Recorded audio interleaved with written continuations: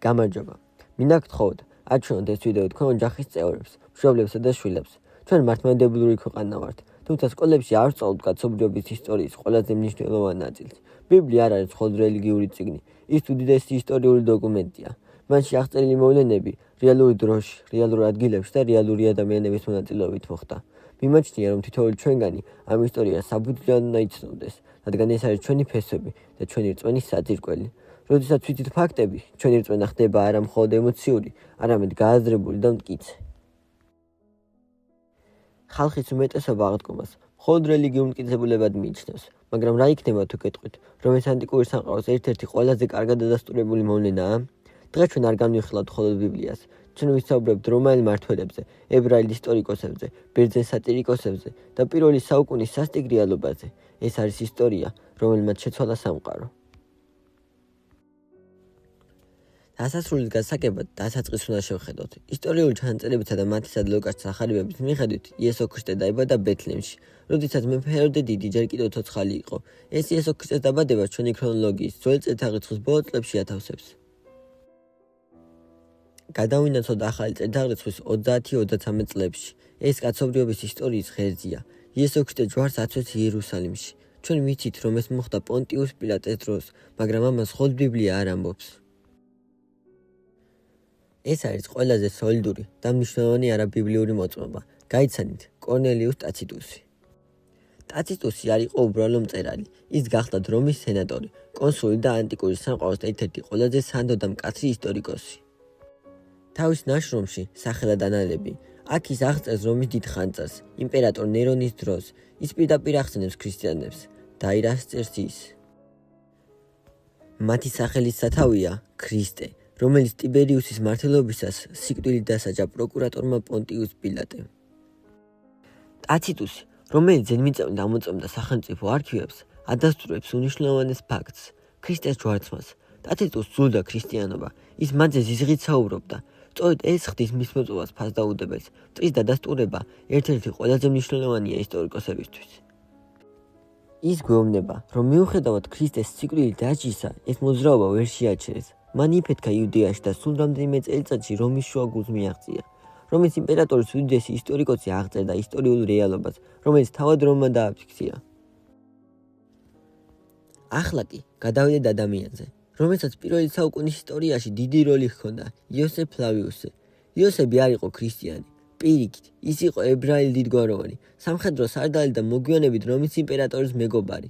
მას არ ჰქონდა არავითარი რელიგიური მოტივი, რომ ქრისტიანული მოძრაობისთვის ხარი დაეჭირა, თუმცა თავის ფუნდამენტურ ნაშრომში იუდეველთა სიძველნი, ის ორჯერ ახსენებს იესოს. განსაკუთრებით შოկისმომგვრელია მეორე ჩანაწერი, სადაც ის აღწერს იერუსალიმში მომხდარ სასამართლო პროცესს. ის წერს იაკობზე, იერუსალიმის ეკლესიის ლიდერზე და მას ასე მოიხსენიებს: ძმა იესოსი, რომელსაც ქრისტეს უწოდებენ, მისი სახელი იყო იაკობი. დაუკვირდით ამ ფრაზას. იოსებ ფლავიუსი იაკობს იესოს მეშვეობით განმარტავს. რატომ? იმიტომ რომ პირველ საუკუნეში იესოს სახელი უკვე იმდენად ცნობილი და ხმაურიანი იყო, რომ ისტორიკოსი მას იყენებს ორიენტირად, რათა მკითხველს გააგებინოს თუ რომელი იაკობზეა საუბარი.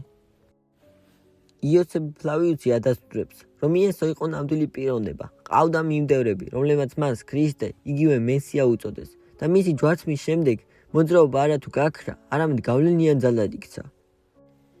ეს არ არის რელიგიური ქადაგება, ეს არის ცივი, ობიექტური ებრაელი ისტორიკოსის ჩანაწერი, რომელიც ამტკიცებს, ქრისტიანობა არ დაწყებულა ზღაპრებით, ის დაიწყო კონკრეტული პიროვნებით, რომელმაც იერუსალიმის ისტორია შეაზანძარა. ახლა გადავიდეთ კიდევ ერთ არაბიბლიურ წყაროზე, პლინიუს უმცროსზე. ის არ იყო ქრისტიანი, ის იყო რომის იმპერიის გუბერნატორი ბითინიაში და ის პირდაპირ წერს წერილს იმპერატორ ტრაიანეს. პლინიუსი ცდილობს გაარკვიოს, როგორ მოექცეს ქრისტიანებს. დაირას წერს ის, ქრისტიანები იკრიბებიან დილით ადრე, ღერიან ჰიმნებს ქრისტესადმი, როგორც ღმერთისადმი და ერთმანეთს ფიცს აძლევენ, რომ მათ ჩაიდენენ ბოროტებას. ეს ძალიან მნიშვნელოვანია. რატომ? იმიტომ რომ ეს წერილი თარიღდება ახალ წელთაღრიცხვით 100-112 წლებით. ერთ ნიშნავს, რომ ქრისტეს ჯვარცმიდან სულ რაღაც 80 წელზე ნაკლებ დროში ქრისტიანები უკვე ეთაყვანებიან ქრისტეს როგორც ღმერთს. ეს არ არის ლეგენდის ჩამოყალიბება საუკუნეების შემდეგ. ეს არის ოფიციალური რომაული დოკუმენტი, დაწერილი იმპერიის მმართველობისთვის. პლინიუსი არ ცდილობს ქრისტიანობის დაცვას. პირიქით, ის ეძებს გზას, რომ დასაჯოს ისინი. და მაინც უნებლიე დადასტურებს ქრისტიანთა რწმენის ყველაზე მთავარ ნაწილს, რომ ქრისტე მათთვის ღმერთი იყო. ახლა ვნახოთ კიდევ ერთი რომაელი ისტორიკოსი, სვეტონიუსი. ის წერს იმპერატორ კლავიდიუსის ცხოვრებაზე და ამბობს, რომ კლავიდიუსმა რომიდან გააძევა ებრაელები, რადგან მათ შორის მუდმივი არეულობა ხდებოდა ვინმე ქრესტუსის გამო. ეს ძალიან საინტერესოა. სვეტონიუსი არ გვიხსნის დეტალებს, რადგან მისთვის ეს ჩვეულებრივი ისტორიული ჩანაწერია, მაგრამ ჩვენ ხედავთ, რომ ქრისტეს სახელის გარშემო დაპირისპირება უკვე პირველ საუკუნეში აღწევს თვით რომს. ანუ ქრისტიანობა არ იყო პატარა, ჩაკეტილი სექტა პალესტინაში. ის იმდენად გავრცელდა, რომ რომის დედაქალაქშიც კი იწოდა საზოგადოებრივ არეულობას. და კიდევ ერთხელ, სვეტონიუსი არ იყო ქრისტიანი, ის უბრალოდ აღწერს იმას, რაც მის დროს ხდებოდა. ახლა ვნახოთ ლუკიანეს სამოსატელი, ბერძენი მწერალი და სატირიკოსი. ის ქრისტიანებს დასცინის, მაგრამ სწორედ ამ დაცინვაში ჩანს სიმართლე. ლუკიანი ამბობს, რომ ქრისტიანები ეთაყვანებიან ჯვარცმულ ბრძენს და მზად არიან მისთვის სიცოცხლეც კი დათმონ. ის აღწერს მათ ქცევას, ისე როგორც გარედან ხედავს, და ეს ქცევა ძალიან კონკრეტულია, ერთგულება, მსხვერპლი და სიკვდილის შიშიც არ ჰქონდა. ჩვენ შეგვიძლია გამოვიტანოთ მხოლოდ ერთადერთი ლოგიკური დაწყნა, როდესაც რომაელი ისტორიკოსი, ებრაელი ქრონიკორი და ბერძენი სატირიკოსი ერთმანეთისგან დამოუკიდებლად ერთსა და იმავე რეალობას აღწერენ, ეს აღარ არის რწმენის საკითხი, ეს არის ისტორიული ფაქტი. ჯვარცმის შემდეგ დაუყოვნებლივ მოხდა რაღაც შეუძლებელი. დამალული, შეშინებული მეთევზეების ჯგუფი მოულოდნელად იერუსალიმის ყველაზე გაბედული ადამიანები გახდნენ. იესოს აღდგომიდან 50-ე დღეს წარმოითქმა პირველი ქადაგება. პეტრე და მოციქულები ღიად აცხადებენ აღდგომის შესახებ იმავე ქალაქში, სადაც იესო ქრისტეს სიკვდილი დასაჯეს. ეს არის ეკლესიის დაბადება. ახალი წელთაღრიცხვით 33-36 წელი პირველი გაცხადება მოძრაობა იზრდება საფრთხის მიუხედავად. ახალი წელთაღრიცხვით 34-36 წლები ბრწყინვალე ფარისეველი, სახელად საულე ქრისტიანთა მდევნელი, ამტკიცებს, რომ დამასკოს გზაზე მან ყდრეთით აღმდგარი ქრისტე იხილა. ის ხდება პავლე მოციქული, ისტორიაში უდიდესი მისიონერი. მან მაღალი სტატუსის კარიერა ტანჯვასა და საბოლოო სიკვდილით დასჯაზე გაცვალა. ბევრს უჩნდება ეს კითხვა, საიდან ვიცით, რომ სახარება არ შეიცვალა? ჩვენ გვაქვს 5800-ზე მეტი ბერძნული ხელნაწერი. ჯამში არსებობს 20,000-დან 24,000-მდე ასლის სხვადასხვა ენაზე. ახალი აღთქმის ტექსტი გადმოგვეცა 99%-იანი სიზუსტით და ეს დადასტურებულია ათასობით ხელნაწერით. მოდით შევხედოთ კონკრეტულ თარიღებს. იესო ქრისტე ჯვარცაცოს დაახლოებით ახალი წელთაღრიცხვით 30-33 წლებში. აი როდის დაიწერა ტექსტები, რომლებიც ამას აღწერენ. ახალი წელთაღრიცხვით 50-55 წლები. პავლე მოციქულის პირველი ეპისტოლეები, მაგალითად პირველი კორინთიელა. ეს არის ჯვარცმიდან სულ რაღაც 20 წელიწადში. ახალი წელთაღრიცხვით 55-65 წლები. მარკოზის სახარება, ყველაზე ადრეული სახარება. ახალი წელთაღრიცხვით 60-70 წლები. მათესა და ლუკას სახარებები. ახალი წელთაღრიცხვით 85-95 წლები. იოანეს სახარება და გამოცხადება. რატომ არის ეს წლები გადამწყვეტი? ისტორიაში 30-60 წელი არის თვალის დახამხამება. როდესაც ეს ტექსტები იწერებოდა და ვრცელდებოდა, იერუსალიმსა და საბერძნეთში ჯერ კიდევ ცოცხლები იყვნენ ის ადამიანები, რომლებმაც საკუთარი თვალით ნახეს ჯვარცმა. ისინი ცოცხალი მოწმეები იყვნენ. თუმე ტყუის დაწერდა მათ მაშინვე შეეძლოთ ეთქვათ, ეს ასე არ მომხდარა. ეს მოკლე დროის შუალედი მეცნიერულად გამორიცხავს იმას, რომ აღდგომის ამბავი ლეგენდად ჩამოყალიბებული იყო საუკუნეების შემდეგ. სახარება არის თვითმხილველთა ეპოქის დოკუმენტები. ახალი აღთქმის დღემდე აღმოჩენილია დაახლოებით 24,000-დან 26,000-მდე ხელნაწერი, სხვადასხვა ენაზე, რომლებიც სხვადასხვა საუკუნეში სხვადასხვა ადგილას არის დაწერილი. მიუხედავად ამისა, მათი შინაარსი დაახლოებით 99%-ით ემთხვევა ერთმანეთს. დარჩენილი 1% არის მცირე გრამატიკული სხვაობა, რაც შინაარსს არ ცვლის. არქეოლოგია აგრძელებს ამ ყველაფრის ადასტურებას. მნიშვნელოვანია გავუშვათ ხაზი ერთ ფაქტს. ბიბლია გამოყენებულია როგორც გეოგრაფიული და ისტორიული გზამკვლევი. არქეოლოგები სწორედ ბიბლიურ ტექსტს ეყრდნობიან, როცა იკვლევენ ადგილებს, სახელებსა და მოვლენებს და შედეგება მათ არ გაუთრუათ იმედი. ჩვენ ვიპოვეთ პილატეს ქვა კესარიაში, სადაც პონტიუს პილატე მოიხსენიებულია როგორც იუდეის პრეფექტი, ზუსტად ისე როგორც სახარებები აღწერენ. ვიპოვეთ კაიაფას ოსუარიუმი, იმ მღვდელმთავრის აკლდამა, რომელმაც იესოს სიკვდილით დასჯაში გადამწყვეტი როლი ითამაშა. დადასტურდა ნაზარეთი, კაფარნაუმი, ბეთესდა, სილოამის აუზი, ჰეროდეს ტაძრის კომპლექსი. ესენია ადგილები, რომლებიც ადრე მითებად მიაჩნდათ. ზოგი ფიქრობს, რომ აღდგომის ამბავი წლების შემდეგ შეცვლილი ლეგენდაა, თუმცა ისტორიული ფაქტები ამას ეწინააღმდეგება. პავლე მოციქული პირველ კორინთელ ეპისტოლეს ახალი წელთაღრიცხვით 53-54 წლებში წერს. მასში ის ციტებს ქრისტიანულ წამს, სარწმუნოების სიმბოლოს, რომელიც ყალიბდება ახალი წელთაღრიცხვით 34-40 წლებში. იესოს ჯვართვისა და აღდგომის შემდეგ ეკლესიაში ზეპირად გადაეცემოდა სარწმუნოების ფორმულა, რომელიც მოგვიანებით პავლე მოციქულმა იციტირა პირველ კორინთელ 15-ში. თქვენ კი გაუწყებთ ძმანო, სახარებას, რომელიც მიიღეთ ჩემი ხარებით და რომელშიც დგახართ. მისითვე ცხონდებით, თუ კი ისე ინახავთ სიტყვას, როგორც გახარეთ და თუ ამაოდ არ ირწმუნეთ, რადგანაც თავდაპირველად გადმოგეცით ის, რაც თვითონვე მივიღე, რომ ქრისტე წერილის მიხედვით ჩვენი ცოდებისათვის მოკვდა. დაკრძალული იქნა და წერილისავე მიხედვით მესამე დღეს აღდგა და გამოეცხადა კეფას, მერე კი 12-ს. ხოლო შემდეგ ერთდროულად ეჩვენა 500-ზე მეტ ძმას, რომელთა უმრავლესობა დღეს ცოცხალია, ზოგმა კი განისვენა. მერე ეჩვენა იაკობს, შემდეგ კი ყველა მოციქულს. რატომ არის ეს მრწამსი გადამწყვეტი მტკიცებულება?